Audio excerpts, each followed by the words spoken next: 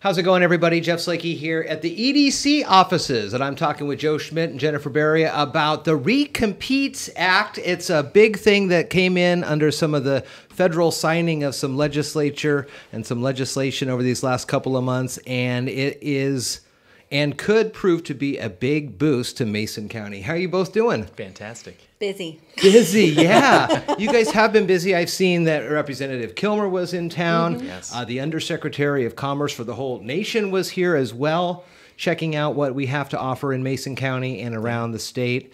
So talk to me a little bit about first how that visit was, and then the purpose of this is to help me understand and the listeners understand what this RECOMPETE is and why Mason County's up for it. Absolutely. I'll start. Please. we didn't tag team who was going to start and who was going to go first. But she hit the nail on the head. Congressman Kilmer, who's worked in economic development before, he's from a rural area, really saw the need that rural areas don't have the kind of funding support or the ability to go after that funding that they do in urban areas, and really wanted to build and offer a program that was specific to distressed rural areas to be able to access that same kind of funding that can help us exponentially be able to improve our situation here in rural America. It is a nationwide plan, which makes it a little daunting because that's way more competitors than we want. Mm-hmm. But it's specific to building some place-based development. It allows us to look at our area and say, what do we need within our boundaries or our region, depending on how you've set it up? But where could we use funding, and what could we use to remove those barriers to get out of our way to get development moving forward? So, what are some of these barriers? I was talking with some of the City of Shelton council members the other day, and we were talking about grant opportunities and usually you have to have some sort of match to get some skin in the game there. Is it those types of a 5% match or being able to have that cash on hand to accept these grants? Is that one of the barriers, or is it people having barriers because of the past circumstances, or how does that work? Barriers to entry for some of the federal grants are one of the barriers is grant match money. A 20% grant match a lot of times on the EDA, Economic Development Administration grants, is sometimes pretty tricky for us locally, because a lot of those grants have a minimum ask in like the tens of millions or more. Wow. So it's bigger chunks of capital, and that is where we see the advantage of working with our federal partners and Representative Kilmer. And kind of rolling back to an EDC event we had 3 years ago at the Ridge Motorsports Park, and Congressman Kilmer came out and visited us there, and we had a few minutes to bend his ear, and we asked, he kind of got a chance to talk with him a bit, and he kind of asked the question, what can I do to help Mason County? And we basically said, we need cash. We need a cash injection. We're losing opportunities. Jennifer gets a lot of inquiries from business wanting to locate in Mason County. It's an attractive place to locate, and we just don't necessarily always have the infrastructure that they're needing. A lot of them are looking for buildings to move into that are already ready to go, and we weren't ready, and we don't have that upfront cash to kind of extend the pipes and extend the broadband to wherever. So a lot of times the development itself has to foot that bill, which ultimately doesn't pencil out for them. So then we lose those opportunities. And so we shared that with Congressman Kilmer, and he started to tell us about the RECOMPETE Act that he was working on, bipartisan legislation.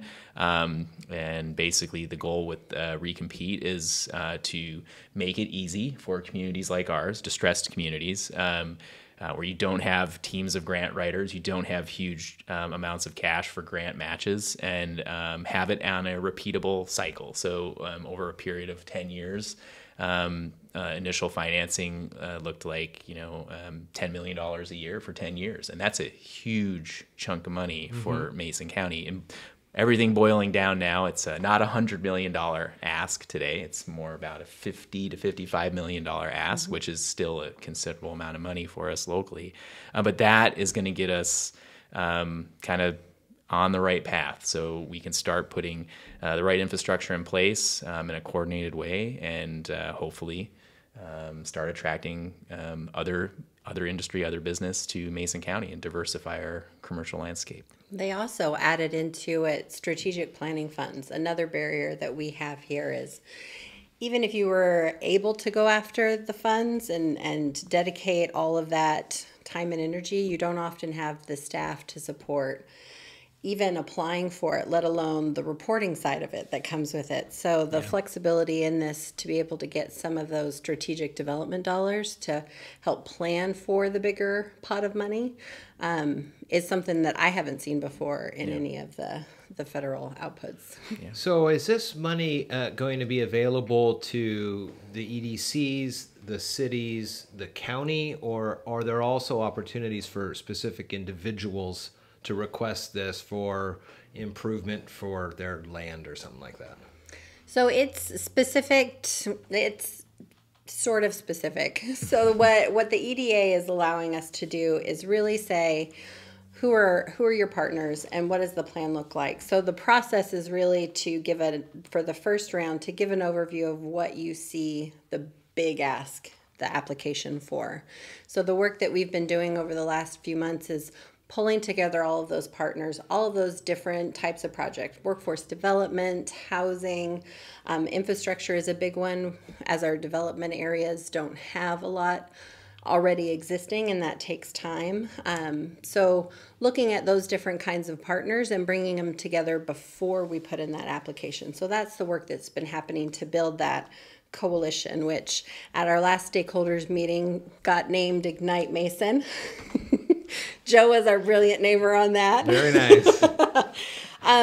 To be able to say it's not just one project, it's not even just 5 projects. It's really a concentrated look at probably 20 different projects and how they can all fit together and what different buckets can actually work forward. If it's workforce development, if it's CTE, redevelopment of the college campus, to really see that start to engage us. So it's not necessarily money that an individual could come to at a later date. It's everybody kind of coming together now and saying, these are the identified projects. An individual can get involved in that process and be part of the stakeholders group and engage at that level if they want to, or they can do it through their public representation if they're in the county.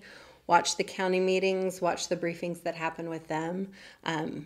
We definitely want to, the big push right now is to get out to the community members, because there's definitely pockets, business, individual, at home, entrepreneurial efforts that we don't hit on the everyday. So hitting everybody's different networks, hitting your neighborhood that KMAS goes into helps us be able to reach out to different pockets in the community. So let's say you get some money that's dedicated to helping a project that's within the city of Shelton limits. Mm-hmm.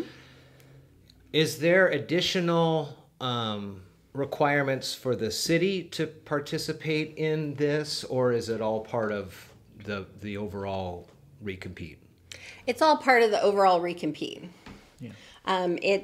It really is everybody kind of stepping in and saying, okay, here's the list of projects. And it ran the gamut.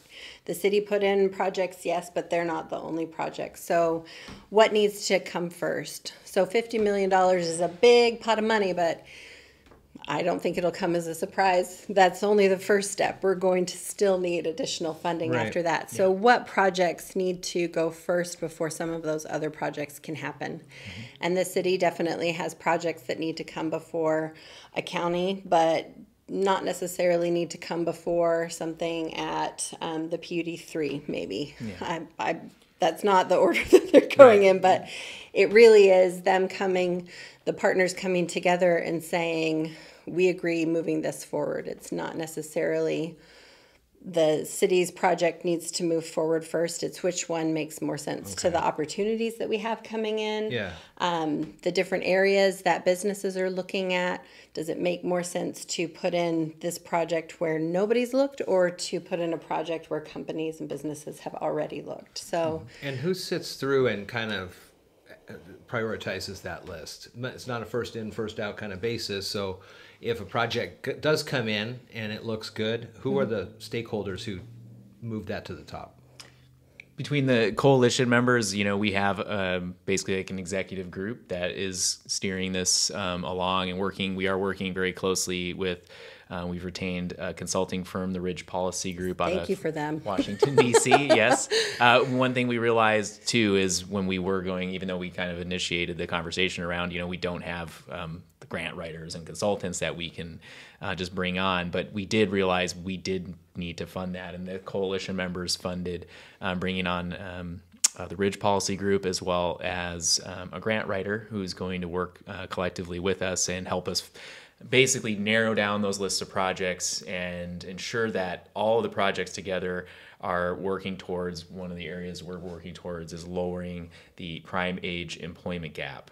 There's that gap of folks in the community aged 25 to 54 who are of prime age to be working, and just about 70% of those people are actually working in Mason County. So there's a significant number of people that are eligible and capable, to be working in the workforce, and there's not a job locally for them, and so that's part of that diversification of our job market in Mason County, is to try to get more of those people to work, because that will, when they're working, there's money in their pocket, and they'll circulate that capital in the community, which is what we want, which is good for us. And so that's one of the things with all of those projects. While they may be geographically all over the county and different types of projects, from career and technical education to putting sewer lines in the ground, the goal, though, being that they're going to support those jobs, those core jobs that are going to be sustainable in Mason County for the future, and not just one industry specific like we've been for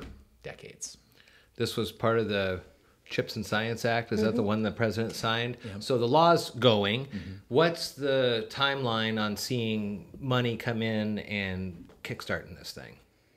Well, I'd say the federal government's moved fast, but it's not fast. It never feels fast, but this is actually moving quite quickly, believe it or not, compared to other programs. The first round application, our deadline is October 5th, and we don't have the next deadline in which to move. Once they announce those award winners, you've got to get through that process to be eligible for the implementation dollars, the big pot of money. Right. So my guess is that we'll get the deadline and the next notice of funding opportunity probably February, end of January, February. I'm wondering, because a lot of times we hear about these things that come out and they're super exciting, and a year, 2, 3 years down the road, nothing really happens. I'm trying to remember what it's called. There's like a tax area that near the Port of Shelton. The economic opportunity zone. Yeah, the opportunity zones. I remember when that came through, and that was the next big thing, and we were going to be able to really, kickstart the community. And for whatever reason, I haven't seen a lot from that. Yeah. But do you get a sense that this is a good one? This is going to happen, and it's going to be a benefit? I think it's slightly different from economic opportunity zones because opportunity zones were specific to getting private investment into that area as a way to kind of mitigate and help with development. This is hard infrastructure, boots on the ground, removing those barriers that really sit there. So you look at Sanderson Field and you think, oh, that is on 101. It's prime. We get a ton of businesses looking at that area. There's frontage. It's right there next to development that's already happening in the North Shelton area, but it does not have the electrical infrastructure to support a business, let alone multiple businesses. Right. Yeah.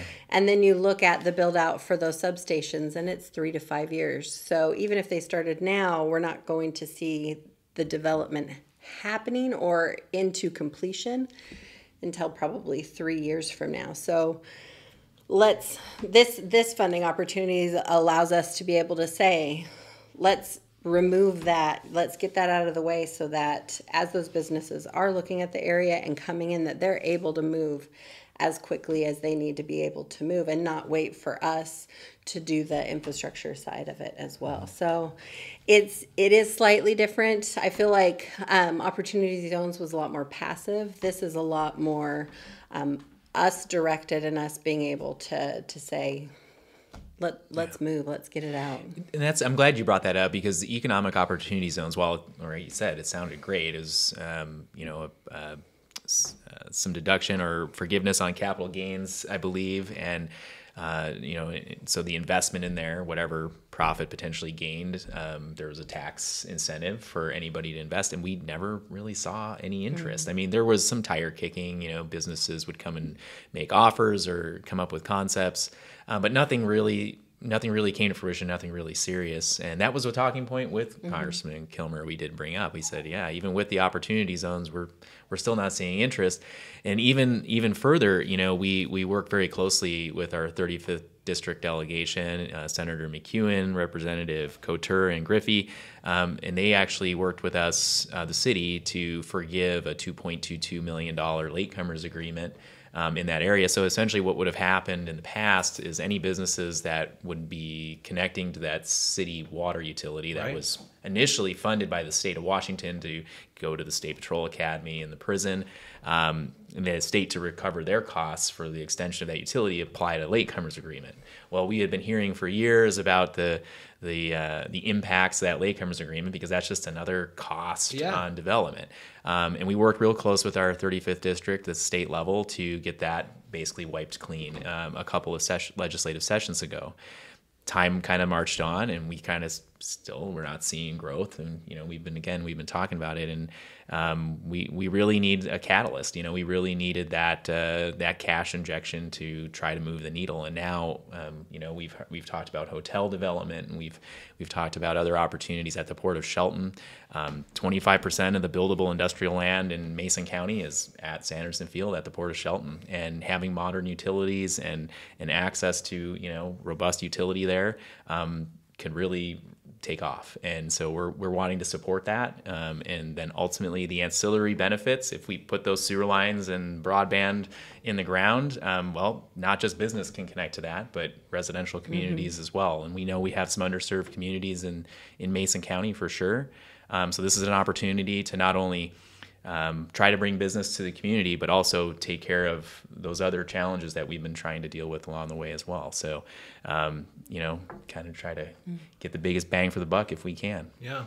Well, and it's tough to talk about the development that could happen, and how this could be a big major support, because it really could be. But the work that's been going around, it hasn't stopped. And Recompete, we're not putting this together to say, oh, well, Recompete will come along.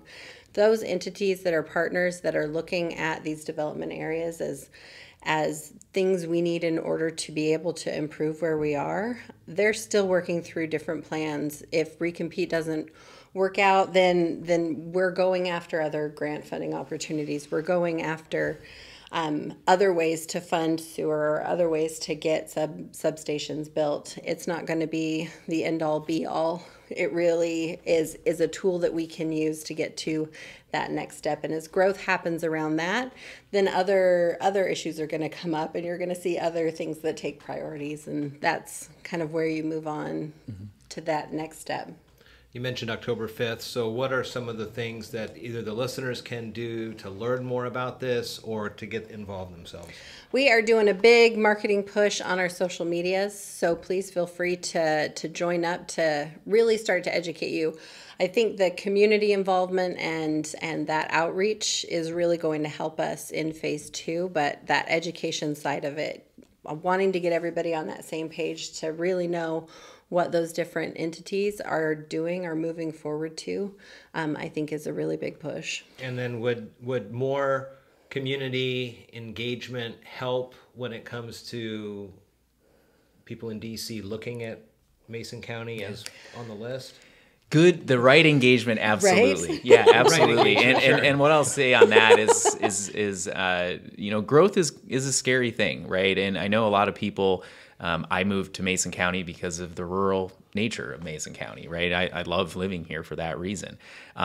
And yeah, when you start talking about, hey, we want to bring business in, and you start to think about that, and I can totally understand how people can be afraid of that. And I mean, where we're at, that's right up in front of our mind. And we want to make sure that growth happens in a managed way that is sustainable and takes into account the values that we have in Mason County. So we want to make sure that we kind of vision this and design this in the right way. And that's where we need the community's engagement, that right engagement, not an anti-growth approach or just let it happen with no regulatory no regulatory pressure or anything like that. We want folks to think about this and think about what the community is going to look like in the next 25, 50, 100 years. And this is really that time where we're going to kind of redefine things, because again, we've gotten to a point locally where as is today, local government speaking, it's the costs have outpaced revenue, and I have to provide clean water when you turn on your tap, and when you flush the toilet, it has to be treated and it has to be dealt with in an appropriate way.